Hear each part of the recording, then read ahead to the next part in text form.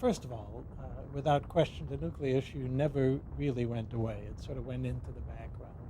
And then, for a variety of reasons, the way that Russia has developed, it has decided, and particularly Mr. Putin has decided, that today nuclear weapons are more important, that is, of increasing importance to Russia's overall national security. In the United States, every president, at least since Ronald Reagan, has decided that nuclear weapons are less important to our national security. So we have this asymmetry. And what we find today is Putin, because of his belief that nuclear weapons are important, and the way at least that I interpret that belief is the strategic weapons, in other words, the long-range weapons that could reach the United States, are there for what he calls global deterrence, global stability. The tactical nuclear weapons, they're there for regional stability, regional deterrence, and also to sort of give them a freedom of action that they would like to have in the near or abroad. So that presents then this significant difficulty that they are indeed, they've revitalized their nuclear complex. They're building new nuclear weapons, which we in the United States are not. So then clearly the question is, so what do we do at this point? Do we re-enter that arms race? And I strongly believe that that's just not necessary. We have a deterrent. We have a deterrent that will work against Russia. Most important thing from my standpoint on the United States end is sort of we get our house in order.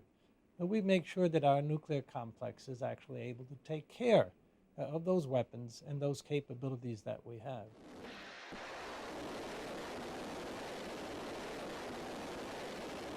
If we go back, let me just go back the last 5 presidents of the United States.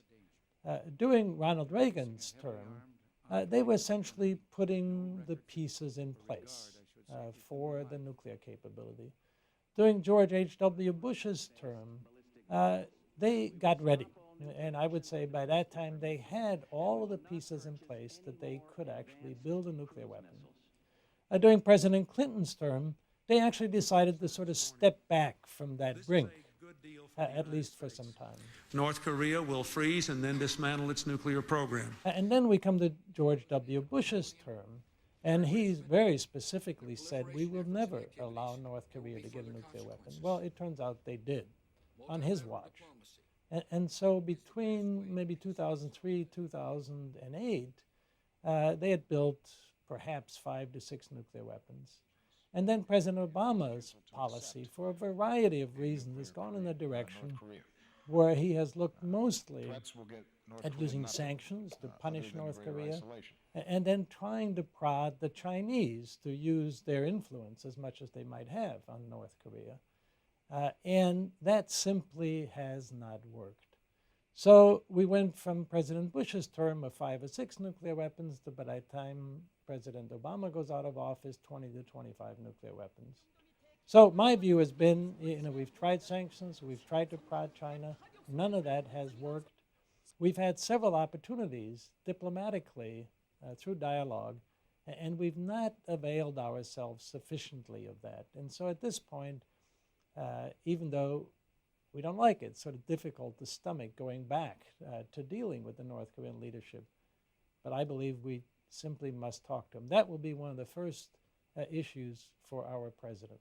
سیلوهای زیرزمینی پرتاب موشک. My view has been that very much like North Korea for a couple of decades, the Iranians were developing the option to build a bomb. And the most important part of that option is being able to make the fissile materials, the bomb fuel, highly enriched uranium and or plutonium. And by 2013, 2014, and so, the Iranians had gotten close enough in order to be able to build enough and make enough of this fissile material that they could build a bomb in rather short order. So in other words, they got very close to the point where they would have the capability to exercise the option to go build a bomb. And we believe they've done enough other tests that the issue of building the bomb itself, once they had the material, they would be able to overcome those difficulties quite easily. So at the time the negotiations began, and then at the time that this Joint Comprehensive Plan of Action was